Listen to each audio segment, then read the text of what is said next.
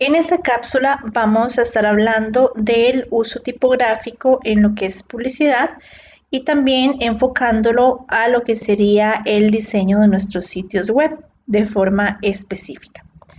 En este caso vamos a tener varios tips que nos van a ayudar a utilizar de una mejor forma la tipografía.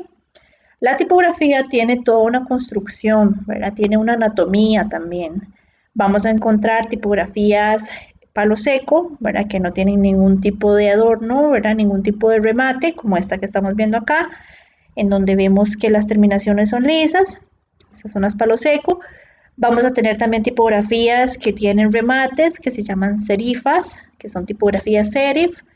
Vamos a tener tipografías que dan la impresión de que tienen un trazo manual, que son trazos más orgánicos, que son las script. Y también vamos a tener tipografías ornamentadas. Estas tipografías, en sus diferentes clasificaciones, nos permiten entender un poco mejor cómo las vamos a combinar. Acá en esta presentación vamos a ver 7 tips para utilizar tipografías y pues utilizarlas cada vez que vamos a diseñar. Hay que partir de un hecho importante y es que para lo que son diseños tipográficos enfocados a la web, como contenidos de texto, titulares, etcétera, siempre se recomienda preferir tipografías sans serif, ¿verdad? De estas que les digo que no tienen ningún tipo de remate, sino que son lisas y que tienen pues una mejor legibilidad en lo que es digital. Entonces siempre se recomienda esto, sin embargo se pueden hacer ciertas variaciones para que el diseño sea mucho más armónico. Vamos a comenzar con lo que serían los tips. El primero tip sería utilizar tipografías diferentes entre sí. Dice, si se utilizan tipografías muy parecidas, no se notará la diferencia entre una y otra. Es mejor utilizar tipografías con un claro contraste entre ellas. Acá lo vemos con este anuncio que tenemos por acá, donde hay una tipografía bold, ¿verdad? Que es bastante elevada. Las tipografías que son elevadas a veces se les llama condensadas, ¿verdad? Entonces está bastante condensada esta tipografía, es gruesita y al mismo tiempo la estamos combinando con una tipografía mucho más delgada y mucho más bajita. Se nota la diferencia entre una tipografía y otra, lo cual hace que se genere un buen contraste. Utilizar tamaños y grosores distintos para jerarquizar, ¿verdad? En este que vemos acá, eh, tenemos un copy principal que dice explode your sense y luego viene un copy text, ¿verdad? En la parte de abajo, un texto secundario más pequeño. ¿Para qué me sirve a mí la jerarquía? Me sirve para identificar qué tengo que leer primero. En un sitio web yo puedo tener un texto principal que quiero que la persona lea primero, entonces le puedo dar mayor tamaño, puedo hacer que destaque más por su color, por su forma, y ya los cuerpos de texto van a ser un poco más sencillos, ¿verdad?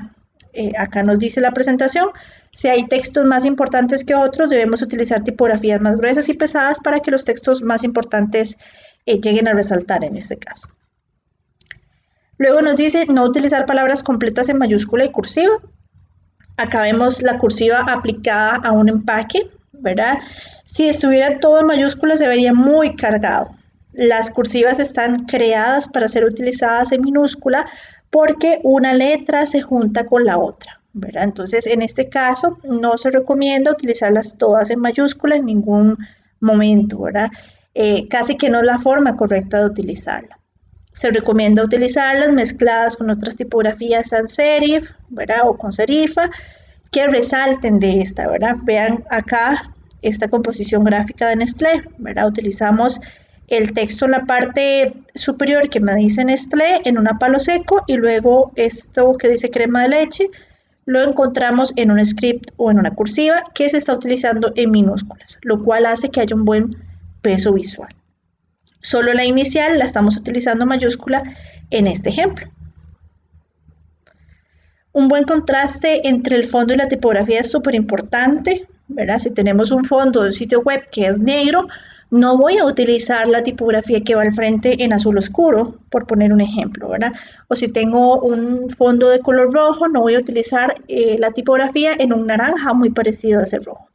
O si nos vamos a los colores más claros, si tengo un color amarillo muy rebajado, muy clarito, No le voy a poner un rosa muy claro para la tipografía porque eso se va a perder, ¿verdad? Entonces sí es importante no utilizar colores parecidos para el fondo y el texto, sino que crear contraste. En este ejemplo que vemos acá, tenemos fondo blanco y tipografía negra, lo cual hace que se lea bastante bien. Luego, el consejo número 5, el tip número 5 nos dice utilizar tipografías estéticas y contemporáneas. Todo el mundo puede crear una tipografía y se puede subir a internet. Se puede vender o se puede dar como una free font también, lo que implica que no todas las tipografías están bien construidas, ¿verdad? De hecho, hay tipografías muy famosas como la Comic Sans, por ejemplo, ¿verdad? Que no son tipografías que están tan bien construidas, más bien dan la sensación de que son un poquito chuecas, ¿verdad? Entonces no son muy recomendadas. Me dice tipografías como Myriad, Comic Sans, Courier, etcétera, son poco profesionales. Lo ideal es buscar tipografías un poco más contundentes. Si la marca que estamos trabajando tiene un libro de marca y nos muestran una tipografía que debemos usar, pues debemos apegarnos a ese libro de marca. En caso de que no exista, sería bueno definir cuál sería esa tipografía de la marca para utilizar en el sitio web. Se puede definir una sola familia tipográfica, por ejemplo, una helvética, en donde se utilice los textos en bold, en light, en regular, ¿verdad? Para generar jerarquías visuales. O también se pueden elegir dos tipografías diferentes, ¿verdad? Yo puedo decir, bueno, quiero usar la tipografía Bebas con una, no sé, una helvética, ¿verdad? O una roboto. Entonces puedo hacer combinaciones en donde tengo textos tal vez un poquito más gruesos y unos más delgados, pero estoy utilizando tipografías que son funcionales, que son estéticas, ¿verdad? Y que me van a dar ese sentido de que son contemporáneas, ¿verdad? Que están en la época actual.